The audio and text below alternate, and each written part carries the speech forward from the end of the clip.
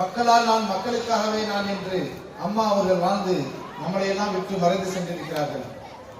அவர்களுடைய பிறந்த நாளை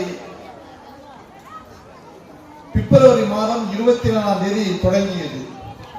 ஆனால் பிப்ரவரி 23ஆம் தேதியில் இருந்து இன்று வரை தொடர்ந்து அம்மாவுடைய பிறந்த நாளை நம்முடைய தென்சென்னை தெற்கு கிழக்கு மாவட்ட கழகத்தின் சார்பில் வேளச்சேரி தொகுதி, மயிலாப்பூர் தொகுதி முழுவதும் தொடர்ந்து கண்டினியூவாக ஏழை எளிய மக்கள் பயன்பெறும் வகையிலே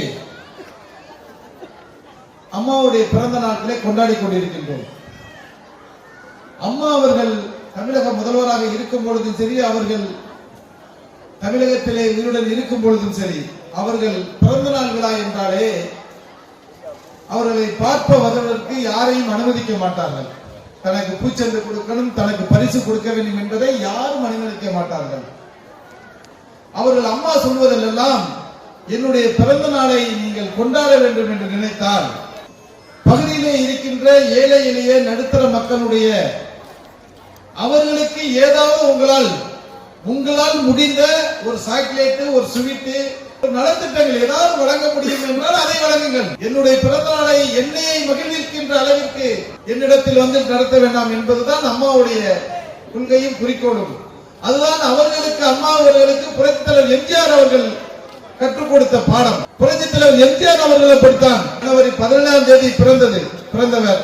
அவருடைய பிறந்த நாள் என்றாலும் சரி, ஏழை எளிய மக்களுடைய வாழ்வாதாரத்தை உயர்த்த வேண்டும் என்பதற்காகவே இருவரும் தலைவர்கள் தமிழக மக்களுக்கு எண்ணற்ற திட்டங்களை கொண்டு வந்தார்கள். ஆனால் இன்று நடக்கின்ற அரசு சமூகத்திலே ஒருவருக்கு 72வது பிறந்த நாள் இந்த நாட்டிலேயே தமிழ்நாட்டுடைய முதல்வராக இருக்கின்ற ஸ்டாலினுக்கு அன்று பார்த்தீங்கன்னா ஒரு அண்ணா அறிவாலயத்திலே 250 கிலோல சிங்கம் ஒன்று வாங்கி கொடுத்திருக்காங்க. எத்தனை கிலோல? 250 கிலோல. அவருக்கு ஒண்ணுமே இல்ல.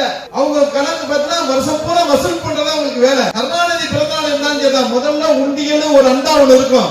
அந்த அண்டாவிலேயே உண்டியலையும் முதல்ல போட்டுக்கிட்டு லைனா வந்து ஒரு போட்டோ எடுத்துட்டு போறதா அவருடைய பிறந்தநாளுடைய வேலைகள். அதே மாதிரி அவருக்கு பின்னால் வந்த வாரிசாய் இன்னைக்கு ஸ்டாலின் அவர் அதே மாதிரி தான் 22வது பிறந்தநாள் விழாவை கொண்டாடி கொண்டிருக்க 74 பிறந்த அண்ணா அறிவாலயத்துல யாரும் பரிசு பொருட்கள் தனக்கு தகுந்தபடி எவ்வளவு மந்திரி ஒரு நல்ல ஒரு 10 பவுன்ல செயின், ஒரு லட்சம் என்னென்ன கொடுக்க முடியுமோ அதையெல்லாம் வாங்கி அடிக்கிறதா அவங்களுடைய வேலை. ஆனால் நீங்கள் என்ன நினைத்தாலும் நினைத்துக் கொள்ளுங்கள், நான் வேளச்சேரி தொகுதி எம்எல்ஏ கூட இருக்கேன். அம்மா பிறந்தநாள் அன்னைக்கு யாருமே பார்க்க மாட்டாங்க. முதல்ல ஒன்னால முடிஞ்சா அந்த ஏரியாவில் அந்த ஏரியாவில் இருக்க மக்களுக்கு ஒரு உணவு கொடுக்க முடியுமா, ஒரு சக்கரை பொங்கல் கொடுக்க முடியுமா, ஒரு புடவை கொடுக்க முடியுமா, ஏதாவது ஒன்றால் செய்ய வேண்டிய வேலை அறுவடை செய்ய.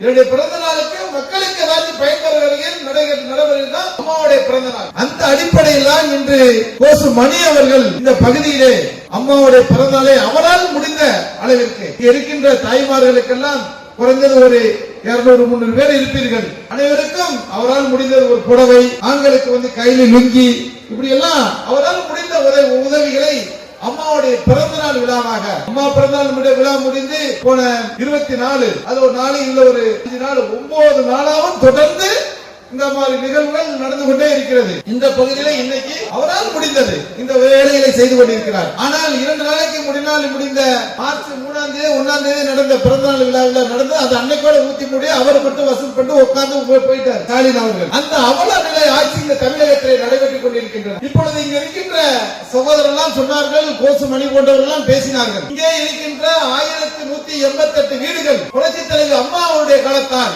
அண்ணன் எடப்பாடியுடைய தலைமையிலே இங்கு நடைபெறுகின்ற காலங்களில் இந்த வீடுகள் கட்டப்பட்டன. இது யாருடைய இடம்? காலங்காலமாக பல ஆண்டு காலமாக பரம்பரையாக வசித்துக் கொண்டிருக்கிற மீனவ மக்கள். உங்களுடைய இடத்தில் நமக்கு ஒவ்வொருத்தரும் 1 கிரவுண்ட்ல இருந்து 2 கிரவுண்ட் 3 கிரவுண்ட் அரசாங்கத்துக்கு உங்களுடைய பகுதி இது. உங்களுடைய இடத்துல நம்ம என்ன பண்ணணும்? நமக்கு ஒரு வீடு இடம் இருந்துச்சுன்னா நம்ம பிள்ளைக்கு 4 கிரவுண்ட பிரிச்சு கொடுப்போம், 4 பிள்ளைங்க 4 கால் கிரவுண்ட பிரிச்சு கொடுப்போம். அதுல 4 பிரிச்சு எடுத்துக்குவாங்க. இதுதான் நடைமுறை. இந்த இடம் வந்து உங்களை வந்து தனியா இடத்துல அரசாங்கத்துல வந்து உங்களுக்கு புறம்போக்கு இடத்தை இப்ப சமீபத்துல 230 ஆண்டுகளுக்கு முன்னாடி உங்களுக்கு கொடுக்க கிடையாது. நீங்கள் பல 100 ஆண்டுகளாக இங்கே வசித்துக் கொண்டிருக்கிறீர்கள். இது உங்களுடைய மண், இது உங்களுக்கு சொந்தமான நிலம். உங்களுடைய சொந்தமான இடத்துல அரசாங்கம் உங்களுக்கு உதவி செய்கின்ற வகையிலே நடத்தினால் புரட்சித் தலைவர் எம்ஜிஆர் அவர்கள் வீடு கட்டி கொடுத்தார்கள். உங்களை மட்டும் உட்கார வச்சாரு. வேற யாருக்கு இதுல மீனவ மக்களை தவிர வேற யாரும் இங்கு வந்து முடியாது.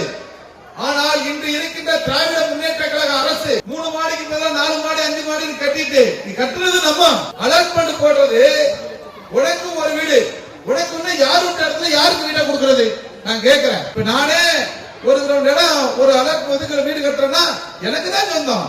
அதை விட்டுட்டு யாரையோ கொண்டு அலாட்மெண்ட் கொடுத்துட்டு வாரிசு நம்மளுடைய வாரிசு எத்தனை பேர் இருக்காங்க அத்தனை பேருக்கு நீ வீடு கட்டி கொடுக்கணும். எத்தனை பேர் வாரிசா இருந்தாலும் அந்த இடத்துல இருக்கா உன்னால முடிந்தது. இந்த இடத்துல இந்த வருஷம் இந்த வீடு 30 ஆண்டு காலம் ஆயிருச்சு, பழுதடைந்திருக்கு. இந்த வீட்டை இறுதி விட்டு கட்ட போறோமா கனெக்ட் பண்ணணும். இப்போ இந்த மக்கள் வசிக்கிறார்கள், இவருடைய பிள்ளைகள் எத்தனை பேரு, இவருடைய குழந்தைகள் எத்தனை பேர் என்று கணக்கு பண்ணி அவர்களுக்கு தகுந்தபடி மாடிகளை உயர்த்தி அரசு உதவி செய்ய வேண்டும். அந்த அடிப்படையில் தான் அனைத்து இந்திய அண்ணா திராவிட முன்னேற்ற கழகம் இருந்த பொழுது அண்ணன் எடப்பாடியார் அவர்கள் இந்த வீடுகளை உங்களுக்கு எல்லாம் கட்டி கொடுத்தார்கள். அப்பொழுது நான் வந்தோம். நான் அப்பொழுது மாவட்டத்திற்கு நான் வந்தேன். இப்பொழுது வரும்போது நீங்க கேட்டீங்க, நீங்க எங்களுடைய வாரிசுக்கு தான் இங்க இருக்கின்ற பஞ்சாயத்து எல்லாம் கேட்டாங்க. இதே இடத்துல நான் வந்திருக்கேன் வீடு இருக்கிறதுக்கு முன்னாடி எங்களுடைய பஞ்சாயத்து எல்லாம் உங்களுடைய பஞ்சாயத்துல கேட்டாங்க. என்ன கேட்டாங்க? எங்க வாரிசு தான் வேணும், உங்க வாரிசு தான் கொடுக்குறோம், வேற யாருக்கும் கொடுக்கல அப்படின்னு உறுதிப்படுத்திட்டு இந்த தொகுதி எம்எல்ஏ நடராஜன் நாங்கெல்லாம் பேசிட்டு போனோம். ஆனால் கட்டி முடித்தவுடன் ஆட்சி மாற்றம் ஏற்பட்டது. இந்த ஆட்சி மாற்றத்தில் என்ன நிலைகள் நடந்து கொண்டிருக்கிறது? இந்த 1200 வீட்டில் 1188 வீட்டுல இன்னைக்கு பாதி பேர் வெளியூர்ல இருந்து வர்றான். யாரு வர்றா? இவன் குடியிருக்க வைக்கிறான். அப்போ நாளடைவில் இங்க நீங்க குடியிருக்க முடியாத சூழ்நிலையை உருவாக்கி விட்டுருவான். உங்களுக்கு 200 வீடுனா 300 வீடு வெளியால் வந்தாலும் என்ன பண்ணுவான்? அவனுக்கு உங்களுக்கு பிரச்சனை தான். இதுதான் இந்த அரசு செய்கின்ற வேலை. மீனவ மக்களுடைய வாரிசுகளுக்கு